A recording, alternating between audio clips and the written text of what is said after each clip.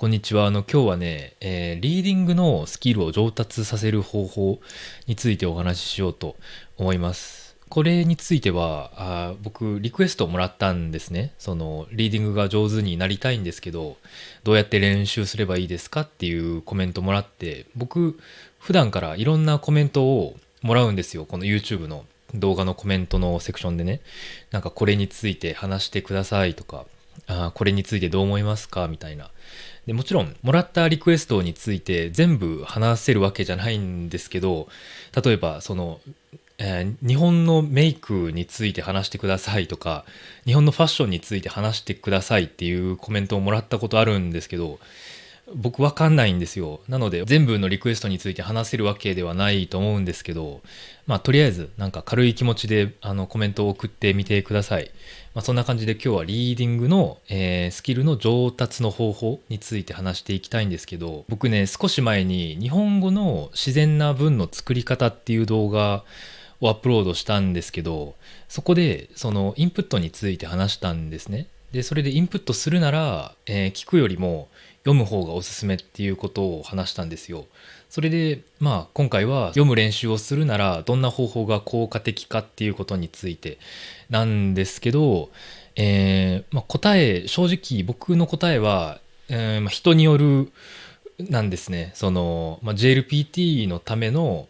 リーディング、JLPT のためのリーディングの方法とか、普通に本を読みたい人とか、その人によって目的が違うので、その人によって効果的な方法は違うと思うんですけど、でも人によりますだけだったら面白くないので、今回は僕が試したり、自分で試したり、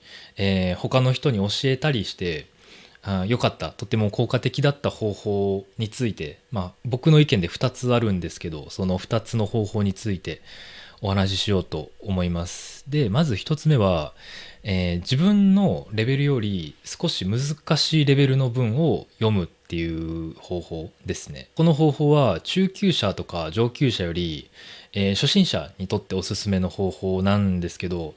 読む練習をするときに、自分の文法とか自分の単語のレベルよりちょっと難しい文を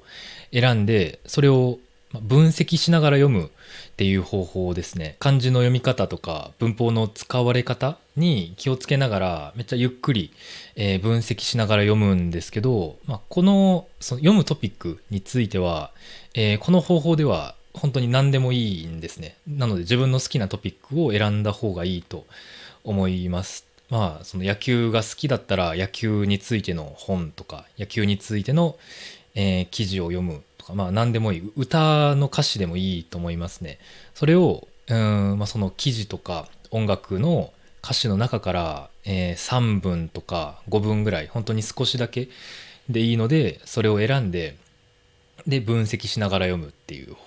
方法ですね。別にめちゃくちゃゆっくり読む必要はないんですけど、でも自分のレベルより高いレベルの文を選ばなきゃいけないので、結果的にね、ゆっくり読まなきゃわからないっていう感じになると思いますね。逆に簡単な文を3つ選んで、それ早く読んでもあんまりいい練習にならないんですよね。で、やっぱり難しい文なので、モチベーションがちょっと大変ですよね。この方法で読む時のモチベーションについては、最初は何もわからないと思うんですよ。漢字の読み方とか、文法、単語全然わからないと思うんですけど、それでもなんか Google で調べながらとか教科書を読みながら、その3文とか5文をゆっくり読んで、全部意味が分かったら、やっぱり達成感があると思うんですよね。で、その達成感があって、なんかできることが増えたら、なんかもっと読みたいってなるかもしれないですよね。で、そのもっと読みたい気持ちを利用したら、モチベーションにつながるんじゃないかなと思いますね。とにかくこれが一つ目の、その自分のレベルよりちょっと難しい、文を読むっていうことです。で、二つ目の方法が、最初の方法と反対の方法ですね。自分のレベルよりちょっと簡単な文を読むっていう、方法です。で、この方法は、初心者より、中級者とか上級者の人におすすめの方法ですね。この方法はある程度漢字の読み方をもう知ってるとか、文法の知識がある人におすすめなんですけど、その知っている漢字になれるとか、その、使われている文法を思い出すスピードをとにかく速くするっていう、ことをここでします。一つ目の方法の自分のレベルよりちょっと難しい文を読むときは、好きなトピックを選んでくださいって言ってたんですけど、この方法、自分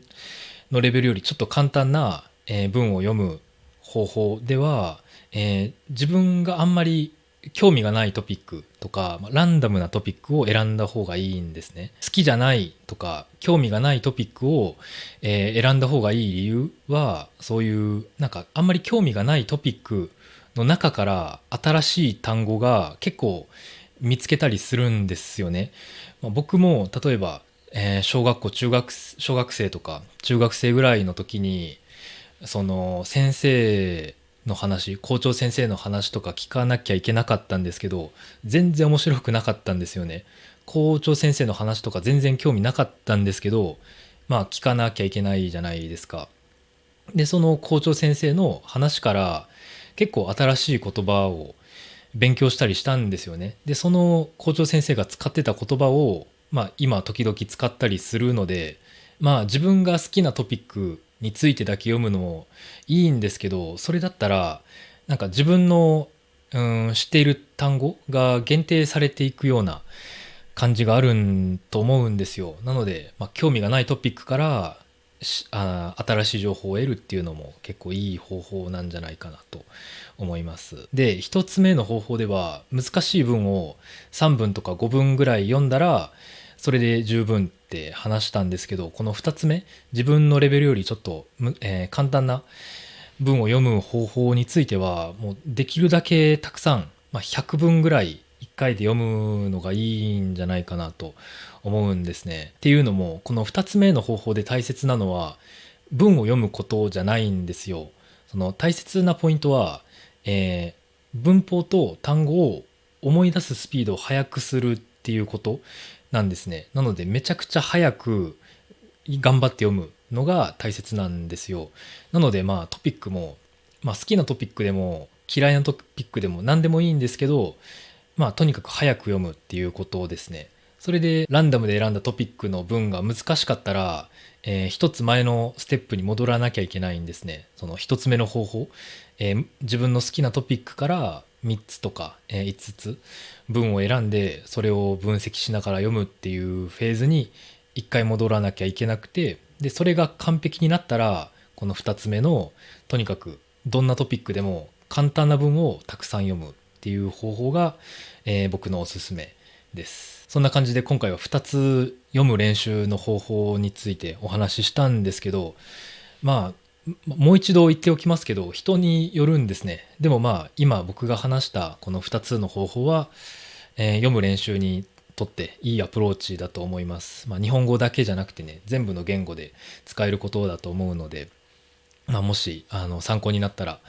嬉しいです。それでは今日はリーディングのスキルの上達の方法についてお話しさせていただきました。それでは今日もここまで見てくれてありがとうございました。バイバイ。